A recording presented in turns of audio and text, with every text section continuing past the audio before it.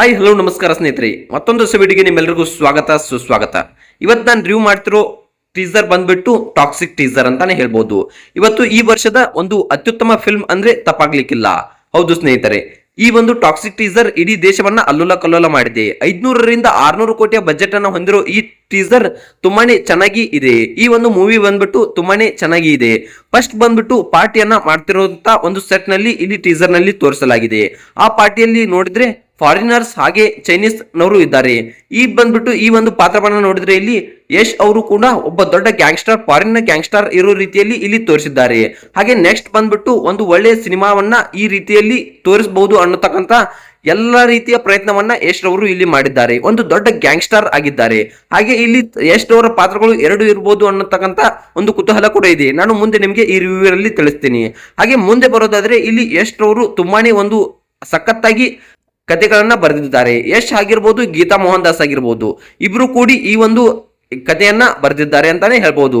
ಹಾಗೆ ಮುಂದೆ ಇಲ್ಲಿ ನೋಡೋದಾದ್ರೆ ರಾಕಿಂಗ್ ಸ್ಟಾರ್ ಯಶ್ ಅವರು ಒಂದು ದೊಡ್ಡ ಫೀಲ್ ಅನ್ನ ಕೊಡುತ್ತೆ, ಒಂದು ಕಡಕ್ ಫೀಲ್ ಅನ್ನ ಕೊಡುತ್ತೆ ಈ ಟೀಸರ್ ನಲ್ಲಿ. ಹಾಗೆ ಇಲ್ಲಿ ಒಂದು ಟ್ರೈನ್ ನ ಮುಂದೆ ರಾಕಿಂಗ್ ಸ್ಟಾರ್ ಯಶ್ ಅವರು ನಿಂತಿದ್ದಾರೆ. ಅವರ ಬಿಯರ್ಡ್ ಅನ್ನ ನೋಡಬಹುದು. ಇದನ್ನ ನೋಡಿದ್ರೆ ಟ್ರೈನ್ ನ ಹೈಜಾಕ್ ಮಾಡಿರೋ ರೀತಿ ಇಲ್ಲಿ ಒಂದು ದೃಶ್ಯಗಳು ಕಾಣು ಬರುತ್ತವೆ. ಹೌದು ಸ್ನೇಹಿತರೆ, ಹಾಗೆ ನೋಡೋದಾದ್ರೆ ಇಲ್ಲಿ ರಾಕಿಂಗ್ ಸ್ಟಾರ್ ಯಶ್ ಅವರು ಬಿಯರ್ಡ್ ಅನ್ನ ಮಾಡ್ತಿದ್ರು. ಆ ಸ್ಟೈಲ್ ನಲ್ಲಿ ಅಲ್ಲಿ ನಿಂತಿರೋದು ನೋಡ್ರೆ ರಾಕಿಂಗ್ ಸ್ಟಾರ್ ಯಶ್ ಅವರೇ ಅಲ್ಲಿ ಟ್ರೈನ್ ಅನ್ನ ಹೈಜಾಕ್ ಮಾಡಿರುವಂತ ದೃಶ್ಯ ಕೂಡ ಈ ಮೂವಿಯಲ್ಲಿ ಇರಬಹುದು ಅಂತಕ್ಕಂತ ನಮಗೆ ಇಲ್ಲಿ ಕಂಡು ಬರುತ್ತೆ.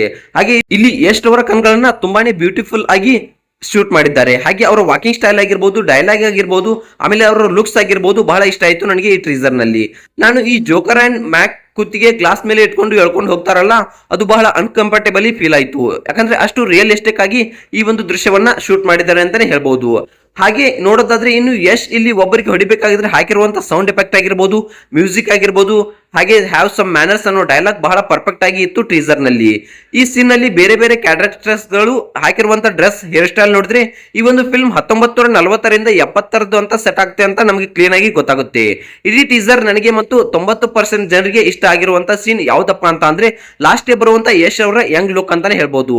ಯಾಕೆ ಈ ಟ್ರೀಸರ್ ನಲ್ಲಿ ಈ ಒಂದು ಲುಕ್ ಇಷ್ಟ ಆಯ್ತು ಅಂದ್ರೆ ಯಶ್ ಅವರು 9-10 ವರ್ಷಗಳಿಂದ ಗಡ್ಡ ಬೇರ್ಡ್ ಅನ್ನ ಬಿಟ್ಟು KGF ಸಿನಿಮಾದಿಂದ ಬೇರ್ಡ್ ನಲ್ಲಿ ವರ್ಕ್ ಅನ್ನ ಮಾಡ್ತಾ ಇದ್ದಾರೆ. ವಿತೌಟ್ ಬಿಯರ್ಡ್ ಈಗ ತಾನೇ ನೋಡಿದ್ರು. ಅದಕ್ಕೆ ಈ ಒಂದು ದೃಶ್ಯ ಬಹಳ ಇಷ್ಟ ಆಯ್ತು ಅಂತಾನೆ ಹೇಳ್ಬೋದು. ಯಂಗ್ ಲುಕ್ ನಲ್ಲಿ ಕಾಣಿಸ್ತಾ ಇರೋದು ಅವರು ತುಂಬಾನೇ ಇಷ್ಟ ಆಯ್ತು ಅಂತ ಹೇಳ್ಬಹುದು. ಬೈ ದ ವೇ ಈ ಟ್ರೀಸರ್ ಮತ್ತೆ ಫಿಲ್ಮ್ ನ ಎಡಿಟ್ ಮಾಡಿರೋದು ಉಜ್ವಲ್ ಕುಲಕರ್ಣಿ ಅಂತ ಒಬ್ಬ ಸಣ್ಣ ಹುಡುಗ. 2003ರಲ್ಲಿ ಹುಟ್ಟಿದ್ದು. ಈ KGF 2 ನ ಕೂಡ ಇವರೇ ಎಡಿಟ್ ಮಾಡಿರೋದು. ಆಕ್ಚುಲಿ ಈ ತರದ ಹೊಸ ಜನರೇಷನ್ ಎಡಿಟರ್ಸ್ ಗಾಗಿ ಚಾನ್ಸ್ ಕೊಟ್ಟಿರೋದ್ರಿಂದನೇ ಈ ಫಿಲ್ಮ್ ನ ಟ್ರೀಸರ್ ತುಂಬಾನೇ ಚೆನ್ನಾಗಿದೆ ಅಂತಾನೆ ಹೇಳ್ಬೋದು. ಹಾಗೆ ರವಿ ಬಸ್ರೂರ್ ಅವರು ಇವರು ಎಲ್ಲಾ ಫಿಲ್ಮ್ ಗೆ ಕೊಡ್ತಿದ್ದಂತ ಮ್ಯೂಸಿಕ್ ಗಿಂತ ಈ ಫಿಲ್ಮ್ ನ ಮ್ಯೂಸಿಕ್ ಬಹಳ ಡಿಫ್ರೆಂಟ್ ಆಗಿ ಫೀಲ್ ಆಯ್ತು ನನಗೆ. ಆಮೇಲೆ ಹ್ಯಾವ್ ಸಮ್ ಮ್ಯಾನರ್ಸ್ ಅಂತ ಡೈಲಾಗ್ ನ ಯಶ್ ಅವರು ಹೇಳ್ಬೇಕಾದ್ರೆ ಅಲ್ಲಿ ಕಟ್ ಆದಾಗ ಬರುವಂತ ಮ್ಯೂಸಿಕ್ ಬಹಳ ಚೆನ್ನಾಗಿತ್ತು. ಸೊ ಟೀಸರ್ ನಾಗಿರುವಂತ ಸೀನ್ಸ್ ಗಳ ಜೊತೆ ಮ್ಯೂಸಿಕ್ ಬಹಳ ಪರ್ಫೆಕ್ಟ್ ಆಗಿ ಸಿಂಕ್ ಆಗಿದೆ. ಎಲ್ಲ ಔಟ್ ಆಫ್ ಸಿಂಕ್ ಅನ್ನೋ ರೀತಿಯಲ್ಲಿ ನನಗೆ ಅನಿಸ್ತು. ಸೊ ರವಿ ಅವರು ಹೇಳಿರುವಂತ ಮ್ಯೂಸಿಕ್ ಗೆ ಉಜ್ಜಲ್ ಅವರು ಮಾಡಿರುವಂತ ಎಡಿಟ್ ಗೆ ಬಹಳ ಪರ್ಫೆಕ್ಟ್ ಆಗಿ ಮ್ಯಾಚ್ ಆಗಿದೆ. ಈ ಟ್ರೀಸರ್ ನಾಗೆ ಫಿಲ್ಮ್ ನಾಗೆ ರುಕ್ಮಿಣಿ ವಸಂತ್, ತಾರಾ ಸುತಾರಿ, ಕಿಯಾರಾ ಅಡ್ವಾಣಿ, ನಯನ್ತಾರಾ ಮತ್ತೆ ಹುಮಾ ಕುರೇಶಿ ಅದಾರ. ಬಟ್ ಇವ್ರು ಯಾರು ಕೂಡ ಟ್ರೀಸರ್ ನಲ್ಲಿ ಕಾಣಿಸ್ಲಿಲ್ಲ ನನಗೆ. ಮೋಸ್ಟ್ಲಿ ಈ ಒಂದು ಫಿಲ್ಮ್ ನ ಹೀರೋ ಸೆಂಟ್ರಿಕ್ ಆಗಿರೋದ್ರಿಂದ, ಇಡೀ ಫಿಲ್ಮ್ ನ ರಾಯ್ ಅನ್ನೋ ಕ್ಯಾರೆಕ್ಟರ್ ಬಗ್ಗೆ ಇರೋದ್ರಿಂದ ಹೀರೋಯಿನ್ಸ್ ಗಳನ್ನ ಟ್ರೀಸರ್ ನಾಗೆ ತೋರಿಸಿಲ್ಲ ಅಂತ ನನಗೆ ಅನ್ಸುತ್ತೆ. ಇಡೀ ಟ್ರೀಸರ್ ನಲ್ಲಿರುವಂತಹ ಪ್ರತಿಯೊಂದು ಶಾಟ್ ನು ಕೂಡ ಬ್ಯೂಟಿಫುಲ್ ಆಗಿ ಶಾರ್ಟ್ ನಾಗಿ ತೆಗೆದಿದ್ದಾರೆ ಅಂತ ರಾಜೀವ್ ರವಿ ಸರ್ ಬಗ್ಗೆ ನಾವು ಇಲ್ಲಿ ಮಾತನಾಡಲೇಬೇಕು. ಈ ಫಿಲ್ಮ್ ಗೆ ಸಿನಿಮಾಟೋಗ್ರಫಿ ಮಾಡಿದಂತಹ ರಾಜೀವ್ ರವಿ ಅವರು ಮುಂಚೆ ಲಯರ್ಸ್ ಡೇಸ್ ಅನ್ನೋ ಸಿನಿಮಾಟೋಗ್ರಫಿ ಮಾಡಿದ್ರು.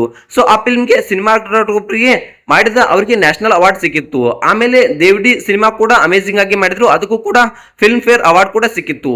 ಆಮೇಲೆ ಅಂದ್ರೆ ಕಶ್ಯಪ್ ಅವರು ಮಾಡಿರುವಂತ ಉಡ್ತಾ ಪಂಜಾಬಿ ಮತ್ತೆ ಮಕ್ಲೋಬಾಸ್ ಫಿಲ್ಮ್ ಕೂಡ ಇವರಿಗೆ ಸಿನಿಮಾಟೋಗ್ರಫಿ ಮಾಡಿದ್ರು. ಸೊ ಇಷ್ಟೆಲ್ಲ ಅಮೇಜಿಂಗ್ ಫಿಲ್ಮ್ಸ್ ನ ಸಿನಿಮಾಟೋಗ್ರಫಿ ಮಾಡಿರೋದ್ರಿಂದ ಈ ಫಿಲ್ಮ್ ನಾಗೆ ರಾಜೀವ್ ರವಿ ಅವರು ತುಂಬಾನೇ ಯಶ್ ಅವರನ್ನ ತುಂಬಾ ಬ್ಯೂಟಿಫುಲ್ ಆಗಿ ಅಟ್ರಾಕ್ಟಿವ್ ಆಗಿ ತೋರಿಸಿದ್ದಾರೆ.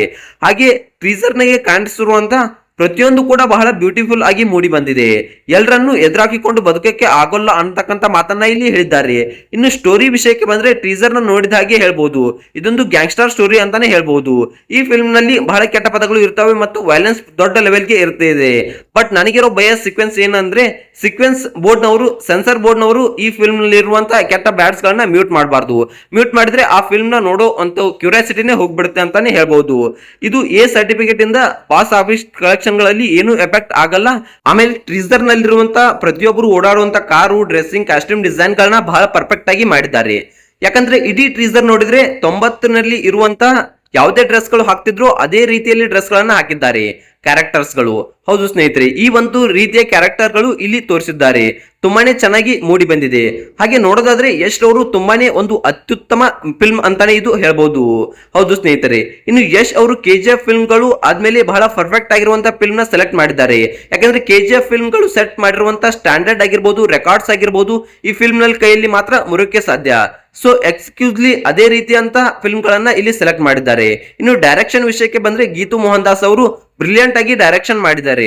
ಟ್ರೀಸರ್ ನಾಗೆ ಬರಂತ ಮ್ಯೂಸಿಕ್ ಆಗಿದ್ದು, ಸೀನ್ ಹಿಡಿದು ಎಲ್ಲವನ್ನು ಪರ್ಫೆಕ್ಟ್ ಆಗಿತ್ತು ಡೈರೆಕ್ಷನ್ ವೈಸ್. ಆಮೇಲೆ ಪ್ರತಿಯೊಂದು ಡೀಟೇಲ್ಸ್ ಗಳನ್ನ ಕೊಡೋದು ಗೀತಾ ಮೋಹನ್ ದಾಸ್ ಅವರು ಕೊಡ್ತಾ ಹೋಗಿದ್ದಾರೆ. ಬಹಳ ಗಮನವಿಟ್ಟು ಮಾಡಿದ್ದಾರೆ.